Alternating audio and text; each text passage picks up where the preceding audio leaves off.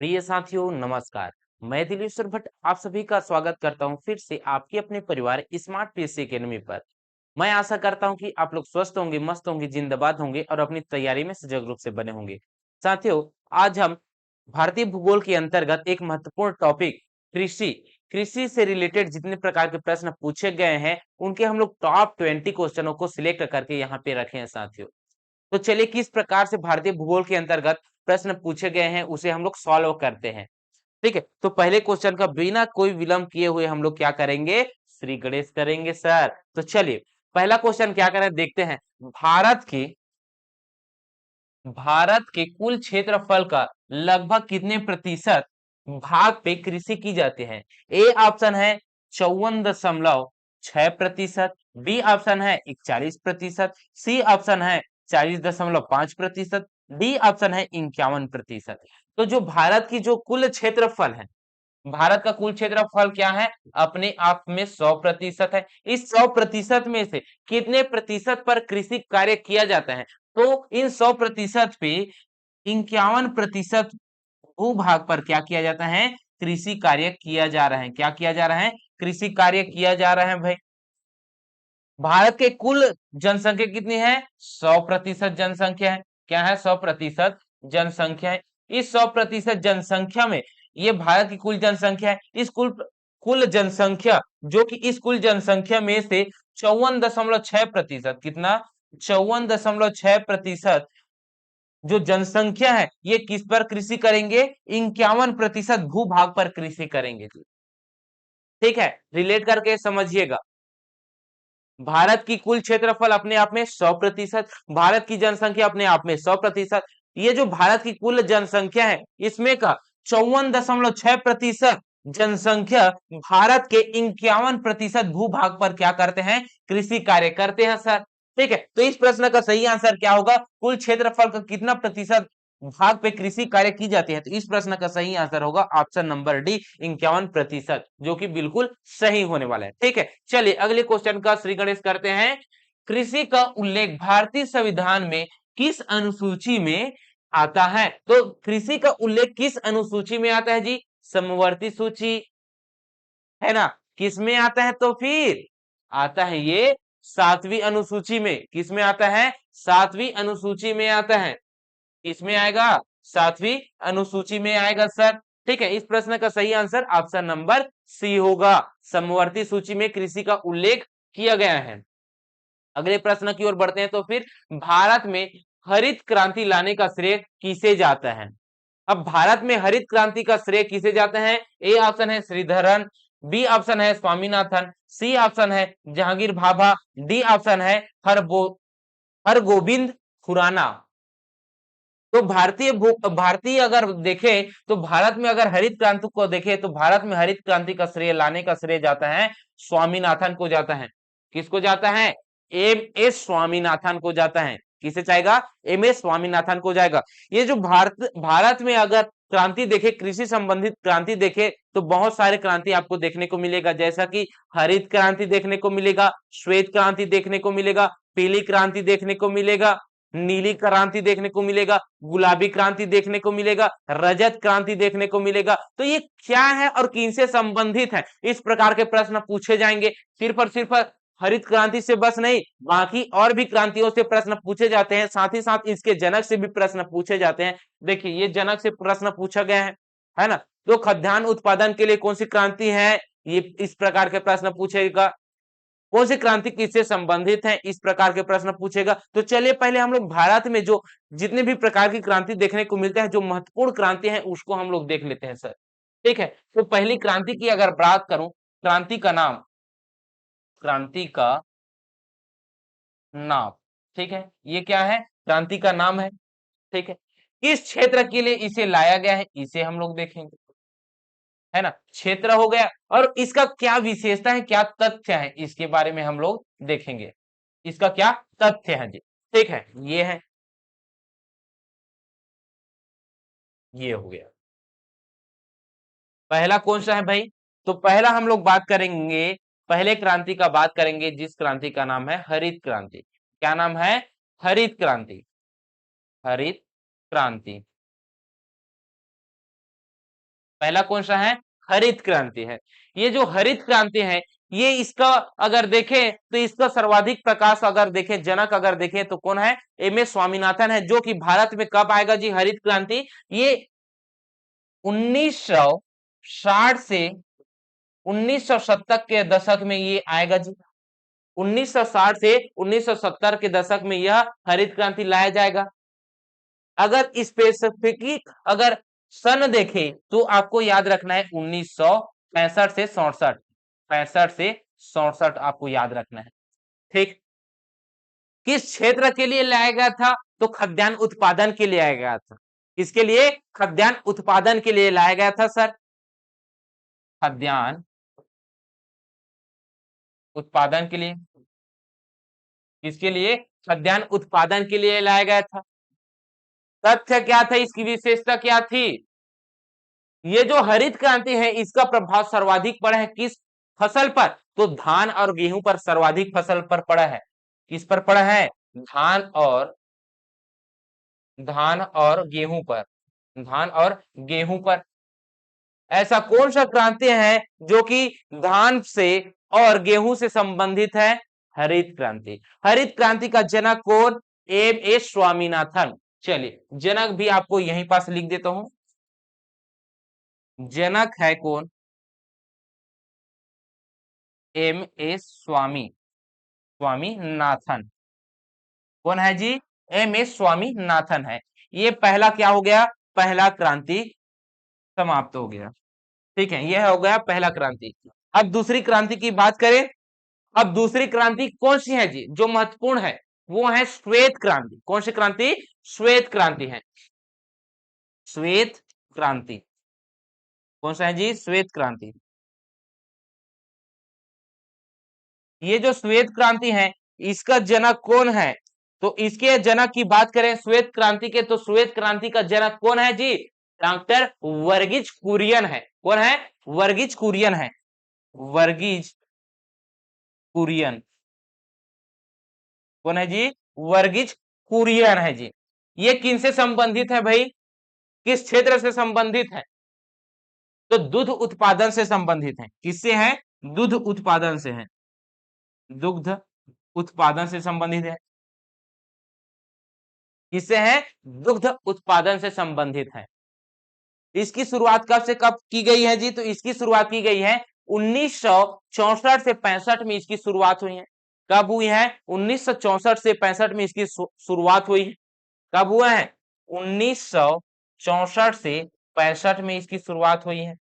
ठीक, इसी श्वेत क्रांति को, जिसमें दूध उत्पादन हो रहा है, इसी उत्पादन को किस नाम से जाना जाएगा फिर? ऑपरेशन फ्लड के नाम से। किसके नाम से? Operation flood. किस नाम से जाना जाएगा? ऑपरेशन फ्लड के नाम से जाना जाएगा। किस नाम से? Operation flood. ठीक, इतना आपको पता चल गया किस नाम से? Operation flood. ऑपरेशन फ्लड पूछ ले, श्वेत क्रांति पूछ ले, दूध उत्पादन पूछ ले, वो किससे संबंधित रहेगा? श्वेत क्रांति से संबंधित रहेगा, जिसका जनक कौन है? वर्गीज कुरियन है जी। कौन है? वर्गीज कुरियन है। अगली क्रांति की बात करते हैं। चलिए अगली क्रांति की बात करते हैं। वो अगली क्रांति कौन सी है? तीसरे नंबर पे देखेंगे हम लोग अगली क्रांति, जिसका नाम क्या रहेगा? पीली क्रांति। क्या रहेगा जी? पीली क्रांति रहेगा। ठीक है, पीली क्रांति। ये जो पीली क्रांति है, ये जो पीली क्रांति है, ये किससे संबंधित है? किस क्षेत्र से संबंधित है? तो क्षेत्र की बात की जाए, खाद्य तेल से संबंधित है। किससे? खाद्य तेल से है, तिलहन फसल से है ना? तो खाद्य से ये संबंधित है। खाद्य तेल से। किससे? खाद्य तेल से संबंधित है। तो खाद्य तेल वाला फसल कौन सा होगा? उसी के ही उत्पादन के लिए, उसी के ही अनाज के लिए, और पूरे भारत में आत्मनिर्भर, तिलहन उत्पादन में आत्मनिर्भर बनने के लिए 2013 और 14 में, कब? 2013 और 14 में क्या चलाया गया है जी? पीली क्रांति चलाया गया है। ठीक है, ये आपको देखने को मिल गया। तो भारत में आत्मनिर्भर बनने के लिए तिलहन उत्पादन में आत्मनिर्भर बनने के लिए कब कार्यक्रम चलाया गया था जी? 2013 और 14 में चलाया गया था। कब? 2013 और 14 में चलाया गया था। ठीक है, इतना आपको पता चल गया। किसके लिए? पीली क्रांति किसके लिए है? खाद्य तेल के लिए है। किसके लिए है? खाद्य तेल के लिए है, जिसमें से 2013-14 में बहुत ज्यादा उत्पादन हुआ है, लगभग 32 मिलियन।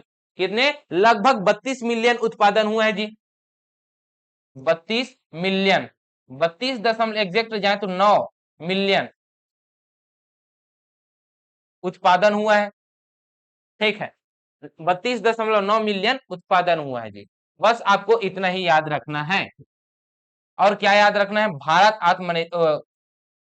तेल उत्पादन में, तेल उत्पादन फसल में, तिलहन उत्पादन फसल, तिलहन उत्पादन फसल किसे संबंधित है? तिलहन उत्पादन फसल से संबंधित है। चौथे क्रांति की बात करूं तो चौथा क्रांति कौन सा होगा? तो चौथा क्रांति आपको देखने को मिलेगा नीली क्रांति। कौन सी क्रांति? नीली क्रांति। ये जो नीली क्रांति है, ये किस क्रांति के नाम से जाना जाएगा? नीली क्रांति किस काम से जाना जाएगा? किस क्षेत्र के लिए ये क्रांति है नीली क्रांति? तो ये है मत्स्य उत्पादन के लिए। कौन सा है? मत्स्य, मत्स्य उत्पादन के लिए, मतलब मछली उत्पादन के लिए। किस उत्पादन के लिए? मत्स्य उत्पादन, मतलब मछली उत्पादन, उसके वृद्धि के लिए नीली क्रांति चलाया गया है। ठीक है भाई, जो कि भारत में मत्स्य उत्पादन में भारत भारत विश्व में दूसरे स्थान पे है। कौन से स्थान पे है? दूसरे स्थान पर है। ठीक है, मछली उत्पादन में भारत विश्व में दूसरे स्थान पर है, देश में। ठीक है, मछली उत्पादन में। ठीक है, इतना आपको पता चल गया। इसके साथ साथ और इसके जनक याद रख लीजिए। क्या याद रख लीजिए? जनक याद रख लीजिए। और इसका जनक कौन है जी? नीली क्रांति का जनक कौन है? तो नीली क्रांति का जनक आपको देखने को मिलेगा अरुण। अरुण को देखने को मिलेगा, अरुण कृष्णन। कौन देखने को मिलेगा? अरुण कृष्णन देखने को मिलेगा। ये है अरुण कृष्णन है भाई। तो ये हो गया कौन सा? नीली क्रांति। अब अगला क्रांति देखेंगे कौन सा? अगला क्रांति देखेंगे हम लोग जो कि जाने जाएगा झींगा क्रांति के नाम से। वो है कौन सा? गुलाबी क्रांति। कौन सा है? गुलाबी क्रांति। गुलाबी क्रांति। ये जो गुलाबी क्रांति है, ये सिर्फ झींगा मछली के लिए ही नहीं है, ये प्याज, प्याज और झींगा मछली। अब ये झींगा मछली कह रहा हूं, वो एकदम झींगा झींगा रहता है वो वाला ना? ठीक है, वही वाला है झींगा मछली। इनसे संबंधित है, इसके उत्पादन के लिए है। ठीक है, और झींगा उत्पादन में भारत विश्व में सबसे बड़ा प्रथम वाला देश है। भारत विश्व में झींगा मछली, झींगा मछली उत्पादन में, उत्पादन में प्रथम है। क्या है? प्रथम स्थान है, जिसे गुलाबी क्रांति के नाम से जाना जाता है। गुलाबी क्रांति किससे संबंधित है? प्याज से और झींगा मछली से। किससे? प्याज से और झींगा मछली से संबंधित है भाई। ठीक है, इतना आपको पता चल गया। 5 क्रांति आपको मैं बता दिया हूं जी। और भी बहुत सारे महत्वपूर्ण क्रांति हैं, जैसा कि आपको काली क्रांति नाम से जाना जाएगा। किस क्रांति के नाम से? काली क्रांति के नाम से जाना जाएगा। रजत क्रांति के नाम से जाना जाता है। तो चलिए काली क्रांति भी देख लेते हैं, ये 6वें नंबर का है ना, काली क्रांति।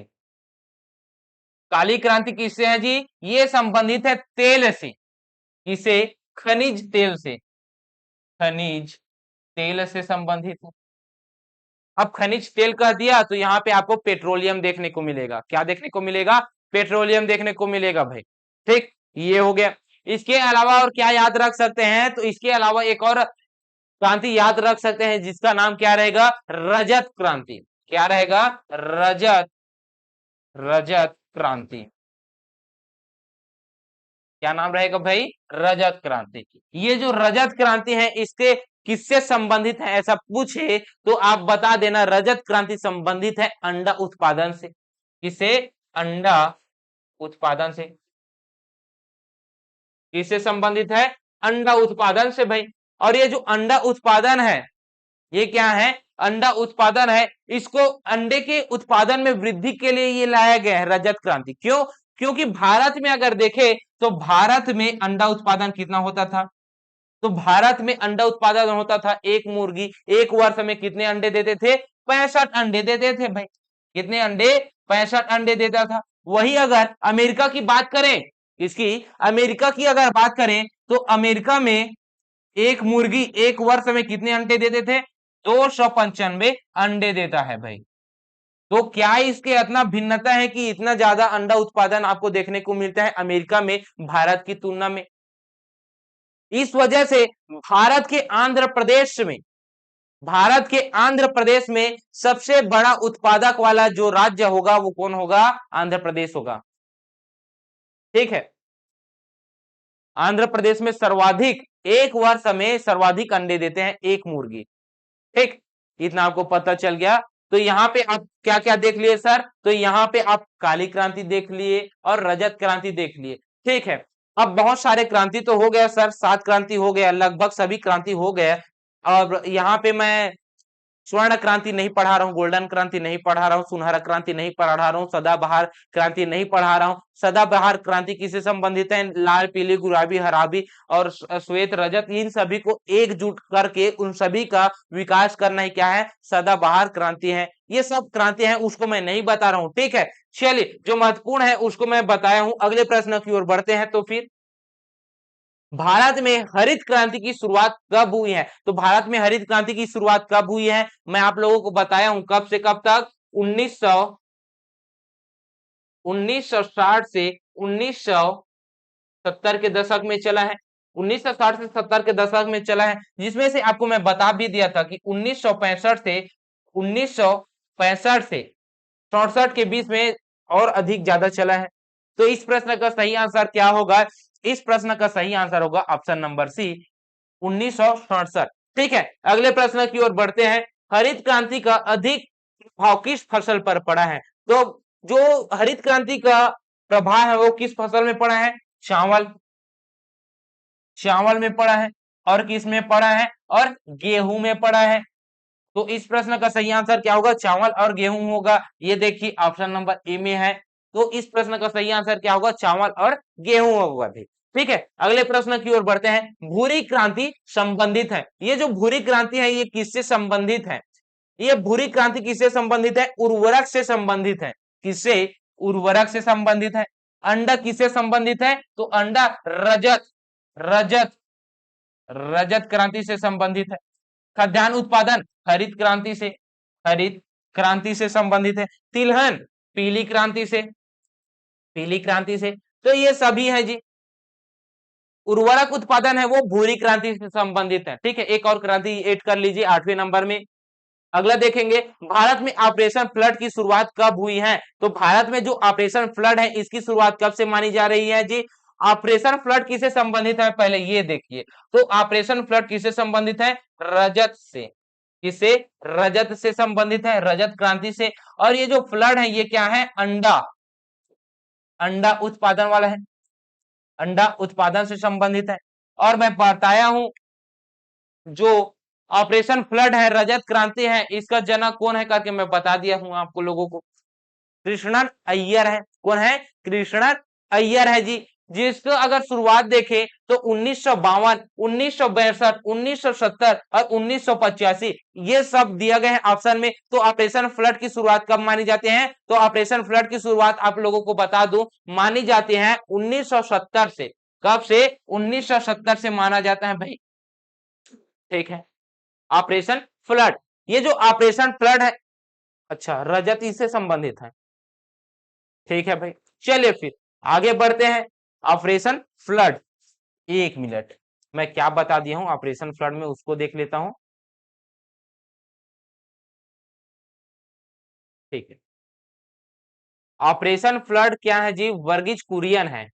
क्या है? ऑपरेशन फ्लड वर्गीज कुरियन है। ये रजत से नहीं है, ये श्वेत क्रांति से है। किससे है? श्वेत क्रांति से है। किसे है? श्वेत क्रांति से है जी। इसका जनक कौन है? वर्गीज कुरियन है। ये दूध उत्पादन से संबंधित है। किसे है? दुग्ध उत्पादन से है, उत्पादन से है।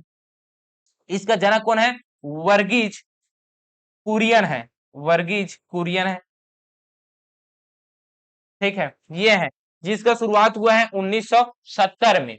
ठीक है, अब सही है बिल्कुल। सॉरी, जो गलत हो गया, इंसानी तो हूं, थोड़ा बहुत ऊपर नीचे हो जाता है, ठीक है, लेकिन तुरंत क्लिक हुआ जी। आगे देखते हैं, ऑपरेशन फ्लड किससे संबंधित है? ऑपरेशन फ्लड किससे संबंधित है? दूध उत्पादन से संबंधित है। अभी जस्ट देखे हैं सर, ऑप्शन नंबर डी बिल्कुल सही है। ठीक है, अगले प्रश्न की ओर बढ़ते हैं। तो भारत में श्वेत क्रांति के जनक कौन है? अब आ गए यहाँ पे श्वेत क्रांति। तो श्वेत क्रांति का जनक कौन है जी? वर्गीज कुरियन है। और श्वेत क्रांति किससे है? दूध उत्पादन से संबंधित है। ठीक, ये आपको पता है। अगला देखते हैं,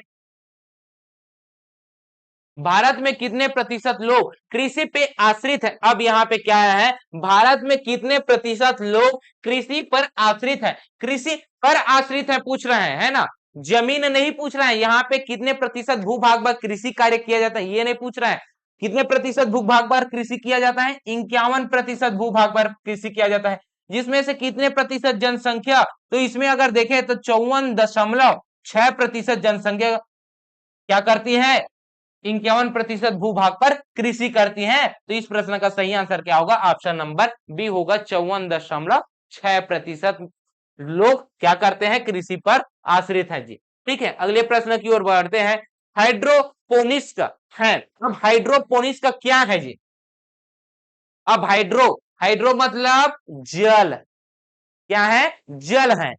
थोड़ा सा क्लिक हुआ, किसे है? जल से है भाई। ठीक, किससे है? जल से है। थोड़ा सा और हम लोग ज्यादा फास्ट हो गए क्या? नहीं, ठीक तो है।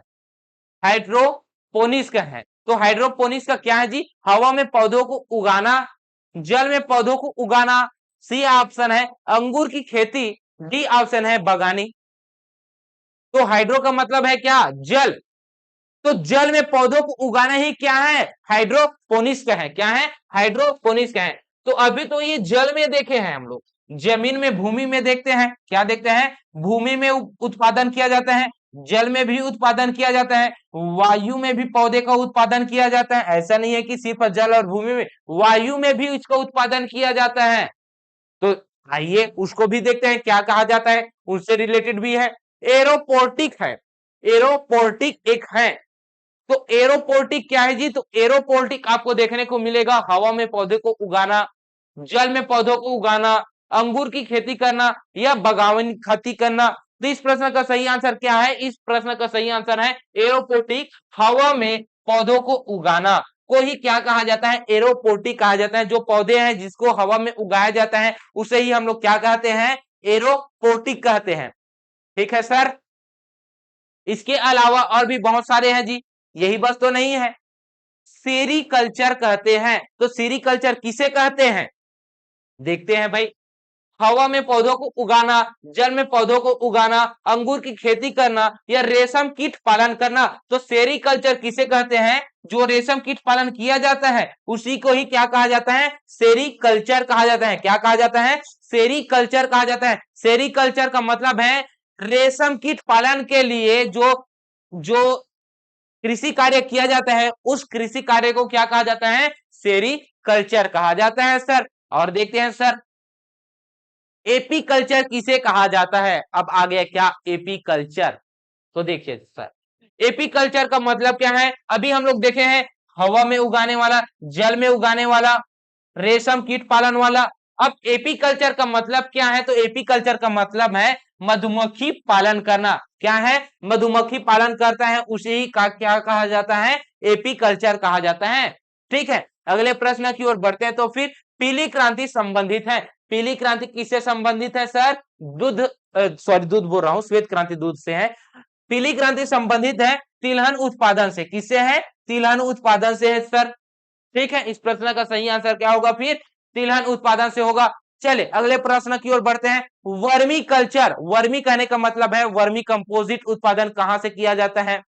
ये प्रश्न पूछा जाता है सर। तो वर्मी कल्चर किसे कहा जाता है? केचुआ पालन के लिए। ये जो गेंगरुआ कहते हैं हम लोग, केचुआ को ही क्या कहा जाता है? गेंगुरुआ कहा जाता है। और गेंगरुआ के द्वारा जो वर्मी कंपोज उत्पादन किया जाता है, उर्वरक उत्पादन किया जाता है, उसे ही हम लोग क्या कहते हैं? वर्मी कल्चर कहते हैं। क्या कहते हैं? वर्मी कल्चर कहते हैं जी। तो केचुआ पालन के लिए जिस उत्पादन के लिए जिसका प्रयोग करते हैं उसका नाम क्या है जी? वर्मी कल्चर है जी। ठीक है, केचुआ पालन की जो खेती करते हैं उसे वर्मी कल्चर कहते हैं। अगले प्रश्न की ओर बढ़ते हैं। तो फिर भारत उर्वरक उत्पादन एवं उपभोग में विश्व में स्थान पे है। तो भारत उर्वरक उत्पादन एवं उपभोग में विश्व में किस स्थान पर है? तो उपभोग और उत्पादन में तीसरे नंबर पे है भारत। भारत उर्वरक उत्पादन एवं उपभोग करने में भी विश्व में तीसरे स्थान पर है, जिसका नाम क्या है? आप लोगों को भली भांति पता है, तीसरे स्थान पर है। किस स्थान पर है? तीसरे स्थान पर है सर। ठीक है, अब आगे बढ़ते हैं। तो फिर नीली क्रांति संबंधित है, नीली क्रांति पूछ रहे हैं।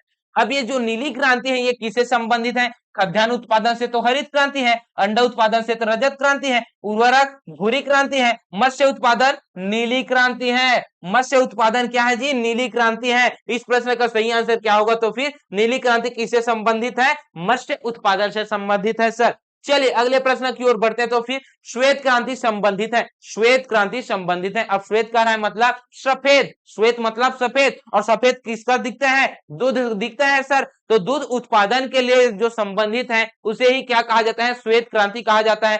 तो दूध उत्पादन क्या है? श्वेत क्रांति से संबंधित है। इस प्रश्न का सही आंसर ऑप्शन नंबर ए होगा। तो चलिए अगले प्रश्न की ओर बढ़ते हैं। निम्न में से किस फल के उत्पादन में भारत का स्थान प्रथम है? तो किस फल के उत्पादन में भारत का स्थान प्रथम है जी? ए है काजू। इसी काजू के उत्पादन में भारत क्या है जी? प्रथम स्थान में है। किस स्थान में है? प्रथम स्थान में है। कौन से गन्ना उत्पादन में भारत का कौन सा स्थान है? इस प्रकार के अगर प्रश्न पूछे जाते हैं तो वो आप लोगों को पढ़ लेना है भाई। ठीक है, क्योंकि इनसे ही प्रश्न बनते हैं। देखिए जो एपी कल्चर है, ये देखिए मैं अभी बता रहा हूं, जो एपी कल्चर है, वर्मी कल्चर है, सेरिकल्चर है, एरोपोर्टिक है, हाइड्रोपोनिक्स का है, ये क्या है? बहुत ही महत्वपूर्ण है, क्योंकि ये जो आगामी एग्जाम हुए, पिछले एग्जाम हुए हैं उसमें सेरिकल्चर को पूछा गया है, और जो पुलिस के एग्जाम है उसमें तो कौन सा एग्जाम में पूछा गया था? उसमें पूछा गया था एपी कल्चर को, जो कि मधुमक्खी पालन करने के लिए था, और सीजीपीएससी में सेरिकल्चर को पूछा गया था। अभी जो हाल ही में एग्जाम हुए इसमें पूछा गया है। तो देखिए भाई, अभी इसी प्रकार का ही प्रश्न पूछा जा रहा है, तो हम इसी ही प्रकार का प्रश्न पूछेंगे, तो इसी प्रकार का ही हम लोग पढ़ेंगे सर, है ना? ऐसा नहीं कि अन्यथा कुछ चीज ऐसा पढ़ ले, नहीं। आप लोगों को कवर करना चाहिए, किस चीज को पढ़ना है किसको छोड़ना है ये आपके ऊपर डिपेंड करता है सर। ठीक है, तो आपको यह एमसीक्यू सेक्शन कैसा लगा कमेंट करके बताएंगे। अगर आपको यह एमसीक्यू सेक्शन पसंद आ रहा है तो वीडियो को लाइक कीजिएगा, शेयर कीजिएगा, और अपने दोस्तों के पास क्या कीजिएगा? उसको भी बोलिएगा, उसको भी मोटिवेट करिएगा। तो चलिए मिलते हैं नेक्स्ट क्लास में, तब तक के लिए जय हिंद, जय भारत, जय छत्तीसगढ़।